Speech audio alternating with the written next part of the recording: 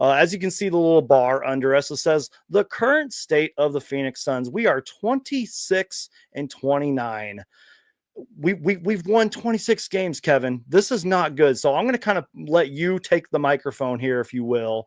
And I wish I had a better way to phrase this and ask this, but can you just give us your thoughts, your opinions, your takeaways of the current state of the Phoenix Suns, man? Like, what is happening to our Phoenix Suns? It just defies all logic, man. That's all. Right? That's like what it really boils down to. Because you look at last season, people were acting like last season was an abject failure when they were 33-21 at this point in the season. 33-21, top 10 offensive rating with all of the vitriol and criticism aimed at Kevin Young, with the belief that Devin Booker had taken a step back last year, the all the failed signings, Keita Bates-Diop, Yuta Watanabe, all of those really fell flat. Eric Gordon was great for a couple months, and then he really plateaued. It just Yeah, he did. the perfect storm of crap came last season, and they still managed to win 49 games despite that. They still managed to have a top 10 net rating and have the favorable matchup in the first round against the Wolves that ended up actually backfiring. Tables turned so quickly in that. But this season, things should have been no-brainer, better on paper. I think Mhm. everybody went into the season thinking 50+ wins was a lock. You look I at did. Budenholzer and his track record of as a regular season coach, his teams are the definition of consistency.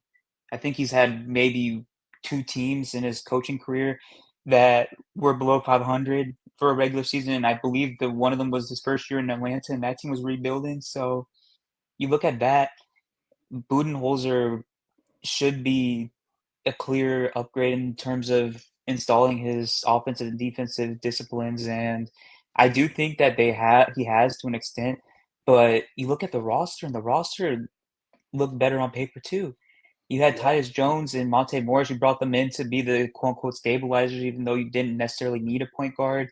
One of your big issues in the fourth quarter in 2023-24 was turning over the ball in inopportune times, uh, being way too uh, undisciplined, telegraphing passes. And veteran-laden teams shouldn't be doing that. And Tyus and Monte are two of the best at being turnover averse.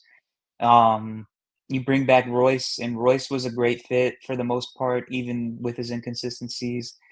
You bring Bull back, and you think Bull looks like a perfect linear fit with Budenholzer. All my years on YouTube, out of all my years just being a Phoenix Suns fan, being a basketball fan in general, and my audience know this, like I've studied the history of basketball, I've studied the history of the Suns. I don't think I've ever seen this, especially in what looks like 2 seasons back to back of just pure disappointment Mhm. with the most expensive roster in NBA history. Uh, Yep. it's literally baffling. It's confusing. It's disappointing. Feel free, chat, to enter in whatever other word can describe the current state of the Phoenix Suns, man. It has just been miserable. So I do appreciate your Yeah. insight, your opinion on that. It has just been brutal, man. And then, I know it's February 21st right now. We're just entering the second half of the second half of the season, but right now it's looking pretty grim.